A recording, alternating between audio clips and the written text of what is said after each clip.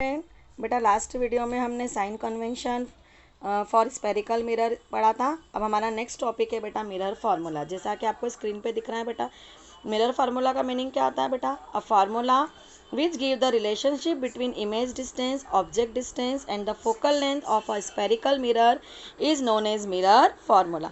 अब आपको बेटा यहाँ पे तीन चीज़ें याद रखनी। The distance of an object from the pole of a mirror is known as object distance. Pole मैंने बताया था बेटा आपको कि जो ओरिजिन होता है मिरर का उसको हम क्या बोलते हैं? पोल।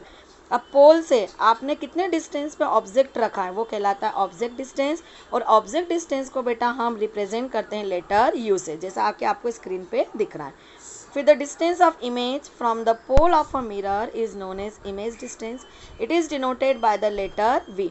अब पोल से बेटा हमारी कितने डिस्टेंस पे इमेज बन रही है? मैंने आपको बताया था बेटा कि इंसिडेंट रे और रिफ्लेक्टेड रे जहाँ दोनों इंटरसेक्ट करती उस पॉइंट पे क्या बनती है? इमेज।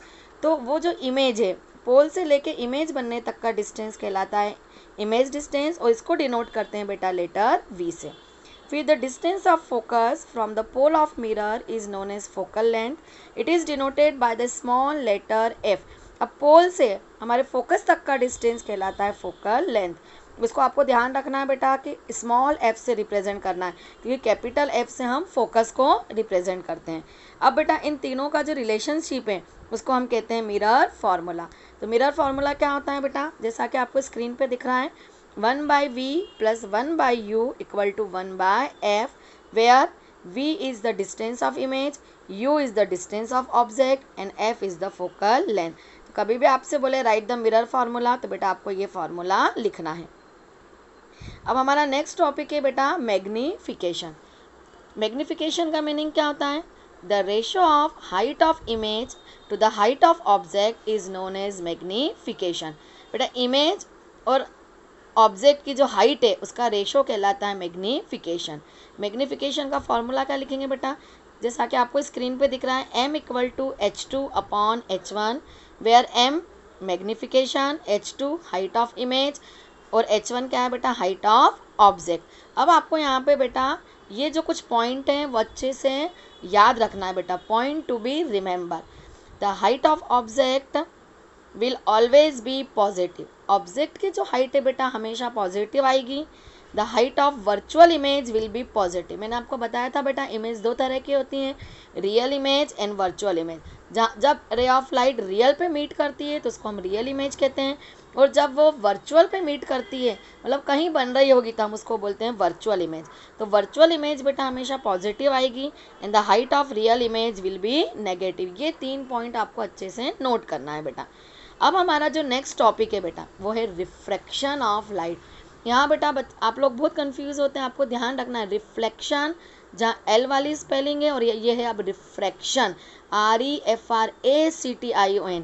अब रिफ्लेक्शन का मीनिंग क्या था बेटा? कि जब ray of light incident ray आती है किसी भी मिरर पे स्ट्राइक करती है और वापस चली जाती है उसको बोलते हैं हम रिफ्लेक्शन। अब रिफ्रैक्शन बेटा एक अलग टर्म है। जैसा तो रिफ्रैक्शन किसको बोलेंगे बेटा? The change in the direction of light when it passes from one medium to another obliquely it is called refraction of light। अब बेटा हमको मालूम है कि light travel in a straight line path. Light कैसे ट्रेवल करती है बेटा? स्ट्रेट लाइन में। तो जब भी रे ऑफ लाइट एक मीडियम से दूसरे मीडियम में एंटर करती है बेटा तो वो क्या कर लेती है? अपनी डायरेक्शन को चेंज कर लेती है। इसको कहते हैं बेटा रिफ्रैक्शन। जैसा कि आपको डायग्राम में दिख रहा है बेटा, देखिए आप डायग्राम में स्क्रीन पे, ये एक ग्लास की ब्लॉक है कांच की बनी हुई। अब बाहर जो है वो एयर है। अब रे ऑफ लाइट क्या कर रही है बेटा? एयर से ग्लास में एंटर कर रही है। फिर देखिए बेटा अगेन ग्लास से एयर में एंटर कर रही है, तो वो क्या कर रही है? अपनी डायरेक्शन चेंज कर रही है। और इस तरह उसकी जब डायरेक्शन में चेंज होता है उसी को हम बोलते हैं रिफ्रैक्शन ऑफ लाइट। अब आपको यहाँ पे भी एक पॉइंट हमेशा याद रखना है, जैसा कि आपको स्क्रीन पे दिख रहा है बेटा, refraction of light takes place at the boundary between the two media. अब बेटा जैसे हमने लॉ ऑफ रिफ्लेक्शन पढ़े थे ऐसे रिफ्रैक्शन के भी लॉ हैं, ये आपको याद रखना है। फर्स्ट लॉ है रिफ्रैक्शन का, the incident ray, the refracted रे and the normal at the point of incidence all lie in the same plane. The ratio of sine of angle of incidence to the sine of angle of refraction is constant. For a given pair of media. तो sine i upon sine r equal to constant, ये formula आपको बेटा याद रखना है refraction. अब बेटा refraction की कोई भी यूनिट नहीं होती है, यहाँ पे हम क्या लिखते हैं, कांस्टेंट। अब हमारा जो नेक्स्ट टॉपिक है बेटा वो हम नेक्स्ट वीडियो में डिस्कस करेंगे। अब बेटा मैं इसी वीडियो के साथ में आपको अभी तक मैंने जितना पढ़ाया है लाइट चैप्टर, इसका PDF भेज रही हूँ। इन क्वेश्चन आंसर को आपको अच्छे से कॉपी में नोट करना है बेटा, और मैं आपकी कॉपी चेक करूँगी इसके, और इसी के साथ मैं आपको बेटा क्वार्टरली एग्ज़ाम का भी सिलेबस भेज रही हूँ। जो चैप्टर मैं आपको सेंड कर रही हूँ, इतने चैप्टर्स आपके क्वार्टरली में आएंगे। ये सारे चैप्टर का क्वेश्चन आंसर मैं आपको दे चुकी हूँ बेटा, इसको आपको अच्छे से लर्न करना है। इसके बाद मैं आपका एक रिवीजन टेस्ट लूँगी। Thank you.